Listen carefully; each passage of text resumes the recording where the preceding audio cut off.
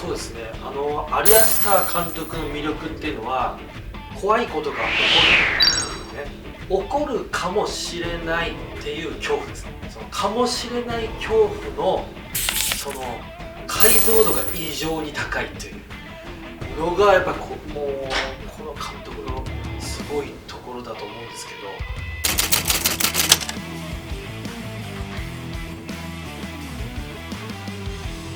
ど。はいはい。Nice to meet you. Nice to meet you.こがけん Japanese comedian. Oh, good. Yeah. Good. Okay. Nice to meet you. Oh, nice to meet you.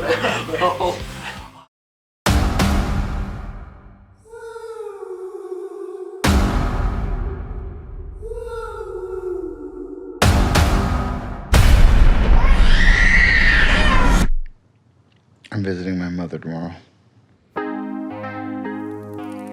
怪死した母のもとへ奇妙な旅が始まる。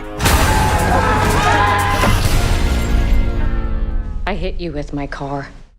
What? I know. 体験したら戻れないオデッセイスリラ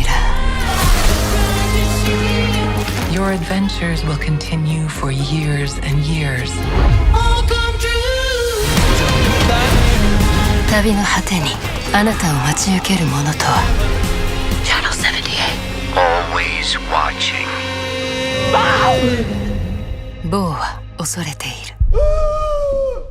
アリアスター監督の作品がめちゃくちゃ好きで、ヘレディタリー継承もミッドサマー、本当にヘレディタリー継承は一番最初に見た時に正直ホラー作品好きなんですけどめちゃくちゃ怖がりなんですよ。ですけどあまりに面白くてもう一回見た後にもう一回続けてすぐ見ちゃいましたね。 Thank you. Yeah. ミッドサマーに関しては僕はもう本当10回以上見てると思うんですが、僕コロナの時に本当にやることがなくて、もう自分の舞台も出れない、仕事もなくなっているっていうことでノートにミッドサマーの感想だったりそういうものを書いたんですよ。そしたらそれがブルータスの編集者の人の目にかかって、それで僕シネマコンシェルジュに選ばれたのでとても本当になんていうか運命的なものを感じています。 I want to see your コメントを review. 伺いたいですね。ありがとうございます。ぜひ見てください、ノート。Read my notes. Okay. はい、今回の作品においてやっぱりミッドサマーっていうのは本当に世界的に衝撃を与えたと思っていて、で日本でもそのアメリカ北米を除く世界の中で大ヒットした国だと思うんですけども、その監督の中でミッドサマーのをきっかけにして作家性だったり環境だったりとかいうものの変化ってやっぱあったんですかね。Probably, although I'm not totally aware of what those changes were in how people perceived my work. I can say that the success of Hereditary and Midsummer gave me the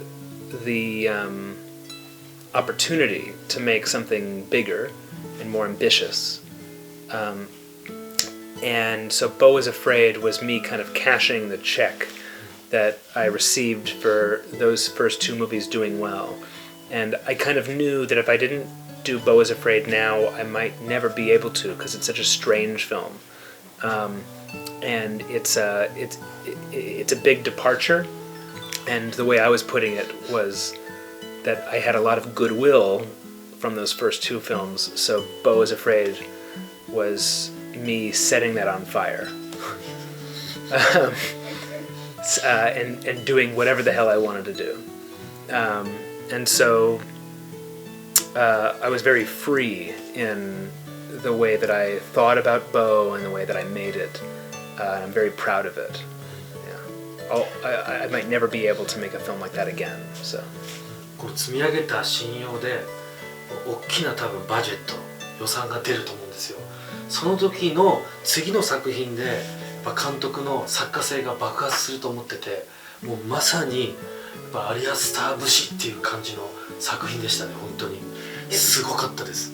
Thank you. いや記者会見で大いに歌舞伎の影響を受けたっていう話をちょっと伺ったんですけど、このボーイズ・アフレイドのシーンの中で歌舞伎に影響を受けた箇所っていうのはどういうところになるんですか？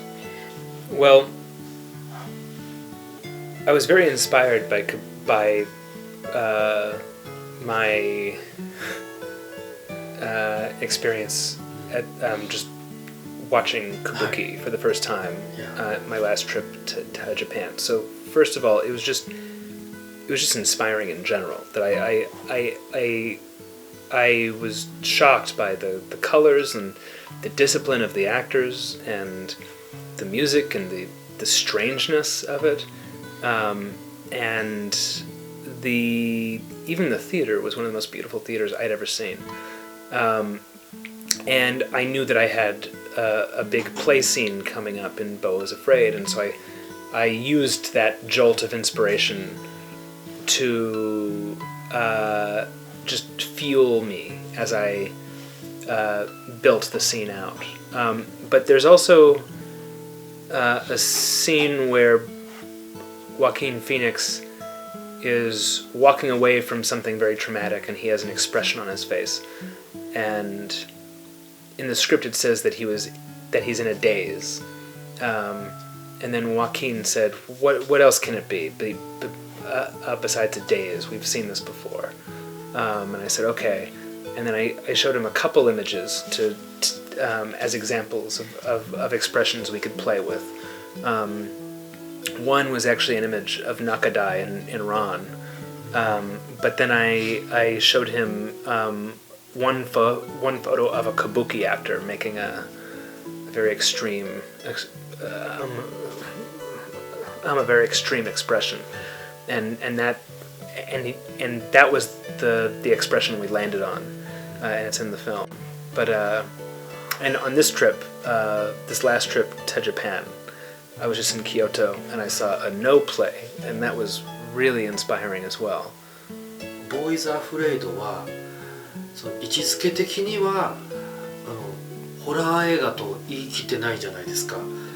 なんならこれはコメディだと、コメディで皆さんに笑ってほしいっていうことをおっしゃってるんですけど、これを笑う映画っていうことで間違いないんですよね。That's right, yeah. It is a comedy. It's a dark comedy. ダークコメディ。Yeah. いや、僕もすごい笑って、それはどういうシーンかというと、やっぱりボーがもうどんどん災難に苛まれるわけですけども、その数だったりとか、その理不尽さ、意味のわからなさに思わず笑っちゃうみたいなことがあったんですけど、これ人によってはなんか圧倒されて笑うタイミングを失う人っていうのも出てくると思うんですよ。それでこれがひたすら主人公に災難が起こるっていうモチーフだと、例えば白黒の時の映画とかね、でこうテテテテテテテテテテテテみたいな楽しそうなメロディーで、例えばバスター・キートンみたいにずっと表情を変えずに黙々とその災難に対して何かしらのアクションを起こすっていうのだと、やっぱ笑い自体は取れるかもしれないなと思うんですけど、それだとやっぱアリアスターさんの監督の作品じゃないと思うんですよ。だからこの笑いは取りたいけど、ここは絶対に譲れないんだみたいなものがやっぱあると思ってて、それって何なのかなっていうのを知りたいです。It's very hard to explain. Yeah, it's very. I mean, you know, right? Because you're a comedian, that the best way to destroy a joke is to explain it. And the mechanics of a joke tend to kind of form themselves. I mean, it's really just our humor guiding us, right? And so the mechanics of a joke form themselves, and you execute it to the best of your ability. But for me, it's very hard. There's no structure that I'm really aware of, and there's no methodology. I find a lot of things in Midsommar to be very funny, and there are some things in Hereditary that I find funny. And all the way through the making of Bo, I was really just trying to make myself laugh with all the details.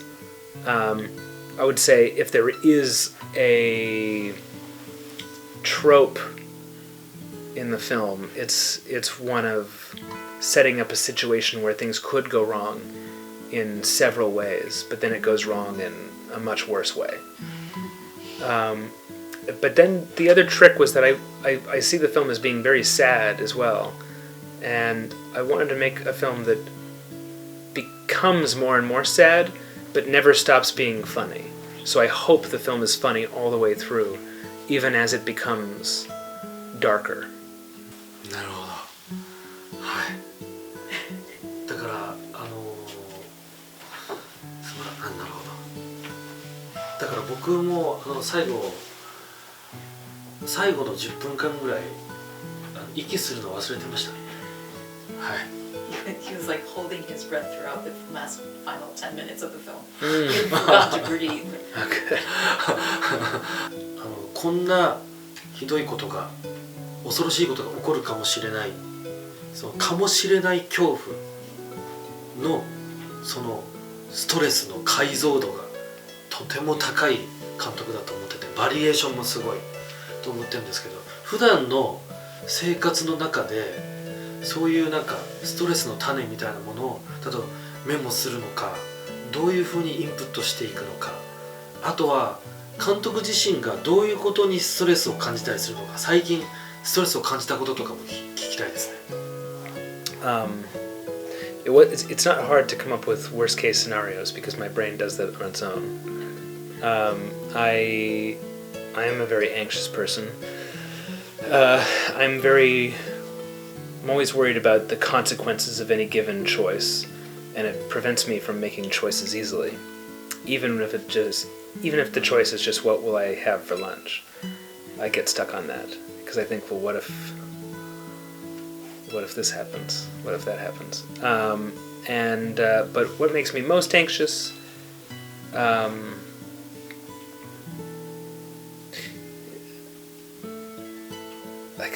I couldn't even decide what makes me most anxious because there's so many things.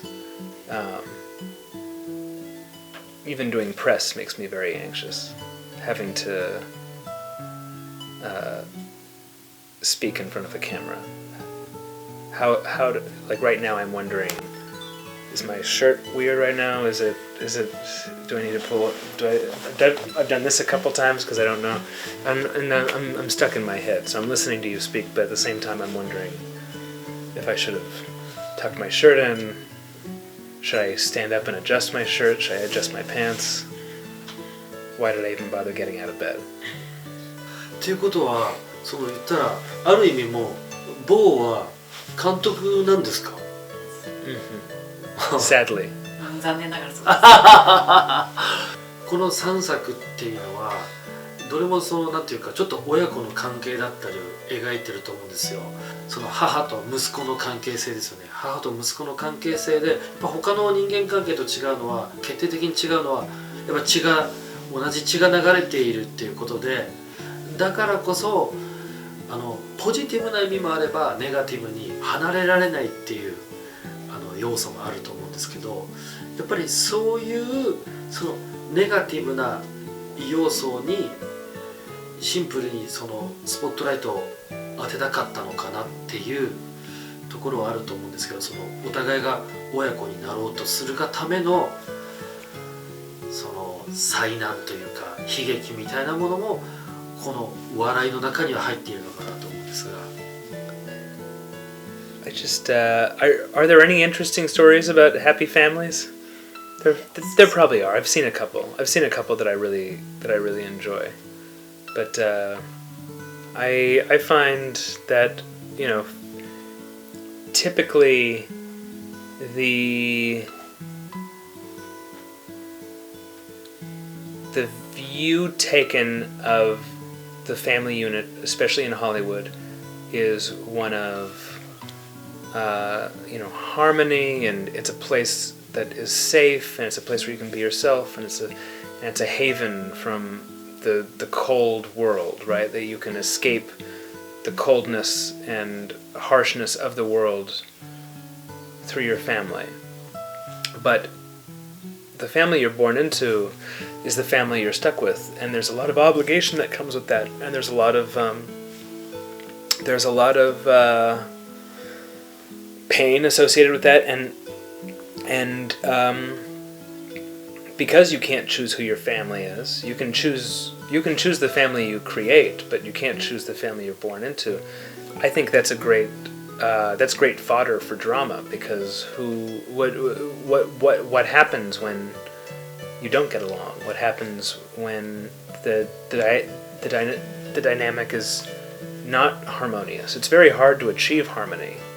I would say it's more likely that you won't than that you will. So these are things that interest me. 本当にある男のもう里帰り嫌だなっていうその気持ちがここまでの作品になったと考えると、そうじゃないとは思うんですけど、本当に面白いなと思って最高だと思います。最高のコメディだなと思ってます。Thank you very much. ありがとうございます。 Thank you. こちらこそありがとうございます。Thank you. Thank you. Very nice to meet you.